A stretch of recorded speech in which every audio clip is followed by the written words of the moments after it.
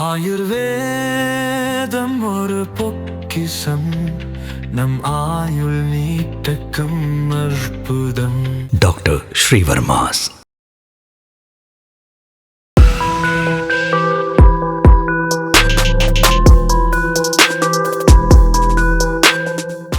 இப்போ 170 ரூபா சருக்கு 180 ரூபா. இப்போ சாப்பிட்டா வந்திருக்கேன். 180 ரூபா, 10 ரூபா எக்ஸ்ட்ரா கேட்டாக்கா பிரச்சனை வரும், தகராறு பண்ணுவோம்.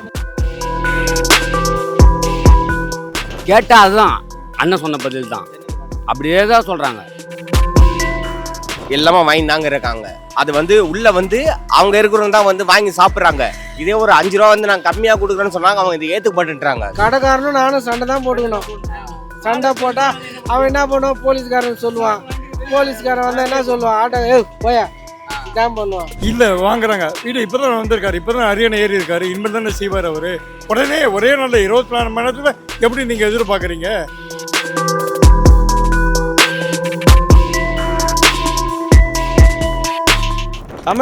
தமிழக ஆட்சியில் டாஸ்மார்க் போட்டு தான் வந்துக்கிறேன். ஆமாம், இப்போ இது வரைக்கும் அதான் நடந்து, இது வரைக்கும் நடந்துதாங்குது. அப்படியே இது வரைக்கும் கம்மி பண்ணல. கடந்த ஆட்சியோட இந்த ஆட்சியோடய அப்படி தான் வாங்கினுக்கிறாங்க. மாற்றம்லாம் இல்லை, எதுவும் மாற்றம் இல்லை. ஏன்னு எப்படி கேட்க முடியும்? கேட்டால் என்ன பண்ணுறாங்க, ஒயின் ஷாப்பில் என்ன பண்ணுவாங்க? நீ எல்லாம் சில விஷயம்லாம் பேசுவாங்க எங்களை, அதெல்லாம் நம்ம பண்ண முடியாது. ஒரு தனிப்பட்ட ஒரு தமிழ்நாட்டில் தனிப்பட்ட ஒரு ஆளை பேச முடியாதாங்க. கேட்டால் ஆளுங்கட்சி 180 ரூபாய்க்கு 190 ரூபா வாங்குறாங்க. 10 ரூபா எக்ஸ்ட்ரா கட்டு தான் வாங்குறாங்க. 10 ரூபா எக்ஸ்ட்ரா கட்டு தான் எல்லாம் ஒயின் ஷாப்பில் வாங்குறாங்க. இருக்கும் ஆட்சி மாதிரி தான். என்னை பொறுத்த வரைக்கும் ஒயின் ஷாப்பே மூடுங்க, இளைஞருக்கு வாங்கிட்டோம், அதை பாருங்க. இப்போ 170 ரூபா சருக்கு 180 ரூபா. இப்போ சாப்பிட்டா வந்திருக்கேன். 180 ரூபா, 10 ரூபா எக்ஸ்ட்ரா கேட்டாக்கா பிரச்சனை வரும், தகராறு பண்ணுவோம். சரக்கு வாங்கி கூட வெளியே போடாண்டுவோம். நீங்கள் தகராறு எத்தனை வருஷமா அப்படி ஓடி கிடையாது. 160 ரூபா வாங்குறாங்க. 140 ரூபா சரக்கை 160 ரூபா வாங்குறாங்க. எக்ஸ்ட்ரா காசு தான் வாங்குறாங்க. ஆனால் ஒன்றும் இது சீலெலாம் அடிக்கல. சீலே அடிக்காமல் வாங்கி தாங்கிறாங்க. கேட்டோம், இருக்கிறத சாப்பிடு, அதோட வெளியே போயிடு, கேட்கறது வேற ஒயின் ஷாப் போயிடு அப்படின்னு சொல்கிறாங்க என்கிட்ட. இதான் உண்மை, வாங்கிட்டு தான் இருக்காங்க. பாட்டு கண்டிப்பாக அதிகமாக போகுது.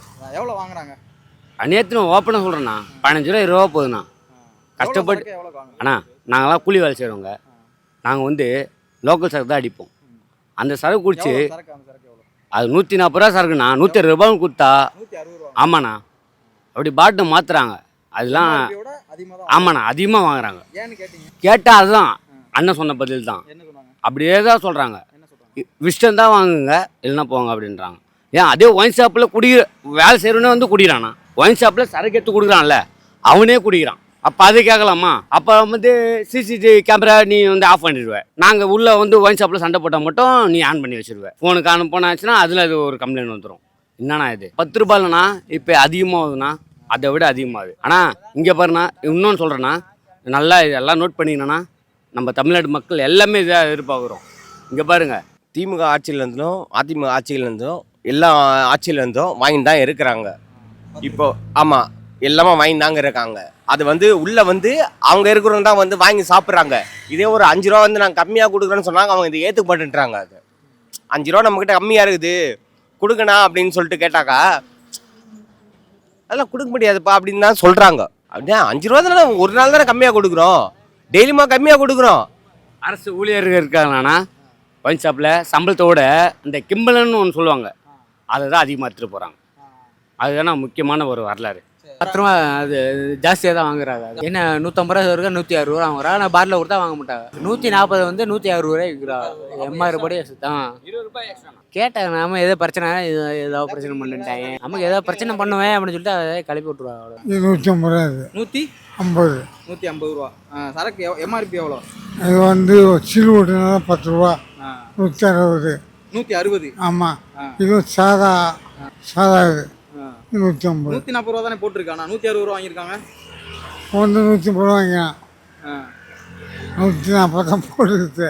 இந்த சீல் ஓட்டாக்கா அது ஒரு 10 ரூபா. அது 10 ரூபா. அப்போ 160 ரூபா. 160 ரூபா. 140 ரூபா சரக்கு 160 ரூபாய்க்கு. ஆமாம், எம்ஆர்பியோட 20 ரூபா அதிகம். ஆமாம். என்ன ஏன்னு கேட்டிங்களா? காசு அதிகமாக வைக்கிறாங்கல்ல. ஆமாம், 10 ரூபா அதிகமாக வைக்கிறாங்க. ஆமாம் கேட்டிங்களா? கேட்டால் போய் சொல்ல மாட்டோம். ஏன் அங்கே போய் சொல்ல கேள்வி எனக்கு கேட்காத.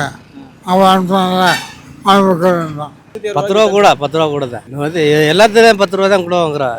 170 ரூபா 180 ரூபா விற்கிறா. இதில் எவ்வளோ போட்டுருக்கு பாருங்க. ஏன் இப்படி ஏமாத்துறாங்க? இதில் எவ்வளோ போட்டுருக்கு பாருங்க. 170 ரூபா தான் போட்டிருக்கு, 80 ரூபா வாங்குறாங்க. அந்த 10 ரூபா யாருக்கு? அது தலைவர்கிட்ட தான் கேட்கணும். அதெல்லாம் முன்னாடி இருந்து அப்படி தான் எடுத்துருக்காங்க.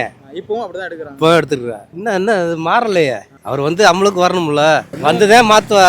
ஆமாம் 10 ரூபா அதிகமாக தான் வாங்குறாங்க. 10 ரூபா. ஆமாம், எம்ஆர்பி ரேட்டை விட 10 ரூபா அதிகமாக தான் வாங்குறாங்க. இப்போ 180 ரூபா சரக்கு 190 ரூபா வாங்குறாங்க. இப்போ 200 ரூபா சரக்கு 210 ரூபா சரக்கு 220 ரூபா வாங்குறாங்க. அதெல்லாம் நாங்கள் கேட்கவே இல்லை. அது இது வரைக்கும் நாங்கள் கேட்கல. இனிமேல் வேணா கேட்குறோம். ஆட்சி மாறுது மாறல, அது மாறி தான் இருக்குது, அது நான் இல்லை சொல்ல. ஆனால் இப்போ வாங்குறாங்களே. ஆட்சி மாறினா உடனே பண்ண முடியுமா? அது சொல்லுங்கள். ஆட்சி மாறினா உடனே பண்ண முடியுமா? உடனே பண்ண முடியாது. உடனே இல்லை. அதுக்காக உத்தரவு பண்ணலாம். அவருடைய உத்தரவு வேணும். உத்தரவு இருந்தால் செய்யலாம். ஆமாம் ஆமாம் உண்மை. அவர் சொன்னது பாட்டே படிக்காரு. அது மாதிரி பார்லையும் அதிகமாக வாங்குறாங்க. கொஞ்சம் பார்லையும் கொஞ்சம் கம்மி பண்ணலாம். 10 ரூபா வாங்குறாங்க. எல்லா இடத்துலையும் வாங்குறாங்க. 10 ரூபா 10 ரூபா 180 ரூபா சரக்கு 90 ரூபா 210 ரூபா. அங்கே இதே தாண்டி போனால் அங்கிட்டு இன்னொரு 10 ரூபா அதிகம் வருது. ஆமாம், அந்த ஏரியா அந்த கேட்க முடியாது. நாங்கள் கேட்கலையே. கேட்டால் அதான் கொடுக்குறாங்க. ஆ போனால் 20 ரூபா எக்ஸ்ட்ரா. 20 ரூபா எக்ஸ்ட்ரா. 20 ரூபா எக்ஸ்ட்ரா வாங்குறாங்க. சண்டை தான் வரும். கடைக்காரனும் நானும் சண்டை தான் போட்டுக்கணும். சண்டை போட்டால் அவன் என்ன பண்ணுவான்? போலீஸ்காரன் சொல்லுவான். போலீஸ்காரன் வந்தால் என்ன சொல்லுவான்? ஆட்டோ போயா இதான் பண்ணுவான். அதுதான் இருக்குது. நாங்கள் சண்டை போடாமல் கேட்டால் பதில் ஒழுங்காக சொல்ல மாட்டாங்க யாரும். ஆட்சி மாறி நடந்து தான் இருக்குது. ஒரு பாட்டுக்கு 10 ரூபா வழக்கம் போல் 10 ரூபா வாங்குறாங்க. வழக்கம் போல் தான் வாங்குறாங்க. இது வந்து செந்தில் பாலாஜி போதா இல்லை ஆதா ஒரிஜினா போதான்னு தெரியல. யாருக்கு போகுதுன்னு தெரியல. 170 ரூபா சரக்கு 180 ரூபாய்க்கு விற்கிறாங்க. 10 ரூபாய் மாதிரி தான் விற்கிறாங்க. கேட்டால் வந்து கவர்மெண்ட்டில் வாங்க சொல்கிறான்னு தான் சொல்கிறாங்க. இல்லை, இப்போ தான் வந்தேன் நான். 10 ரூபாய் எக்ஸ்ட்ரா தான் வாங்க. 160 ரூபா பாட்டில் கொடுத்துட்டா 10 ரூபா. அந்த பாட்டில் கொடுத்தா 10 ரூபா அது இருக்கட்டும். எப்போ வழக்கம் போல எம்ஆர்பியோட 10 ரூபா அதிகமாக வாங்குவாங்கல்ல? ஆமாம், எம்ஆர்பியோட 10 ரூபா அதிகமாக வாங்குறாங்க. 10 ரூபா அதிகமாக தான் வாங்க.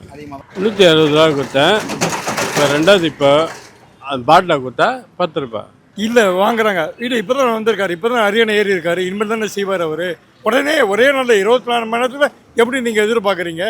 15 வருஷமாக கொள்ளடிச்சிருந்தாங்க, அவங்கள விட்டீங்களே. மாற்றி மாற்றி கொள்ளடிச்சிருந்தாங்க 50 வருஷமாக, அவங்கள விட்டீங்கல்ல. இப்போ தான் உள்ளே வந்திருக்காரு. ஒரே நாளில் நீங்கள் எப்படி மாற்றம் எதிர்பார்க்குறீங்க? ரொம்ப நாளாகவே 10 ரூபா எக்ஸ்ட்ரா தான். ஆமாம், 10 ரூபா எக்ஸ்ட்ரா வாங்க. 140 ரூபானா 10 ரூபா எக்ஸ்ட்ரா வாங்குறாங்க. ஒரு பாட்டிலுக்கு 10 ரூபா எக்ஸ்ட்ரா எடுக்கிறாங்க. அது இன்னிலேருந்தே எடுக்கிறாங்க. அதெல்லாம் நம்ம கேட்க முடியாது தானே. நம்ம கேட்டோன்னு வச்சுக்க சரக்கு கொடுக்க மாட்டாங்க. இதெல்லாம் எதுக்கு? சில கடையில் 160 ரூபா வாங்கிட்டு கொடுக்குறாங்க. அதெல்லாம் வந்து இது வந்து என்ன, நாளைக்கு வந்து மூஞ்சி முகத்தை பார்க்கணும். என்ன நீ போடா அப்படின்ட்டுருவான். என்ன அதுதான் நான் ஒன்றும் பண்ண முடியாது. சரக்கு கொடுக்க மாட்டாங்க. நான் இருந்தாலும் சரக்கு இல்லைன்னுவாங்க. அதுதான், வேறு ஒன்றும் சொல்லலை.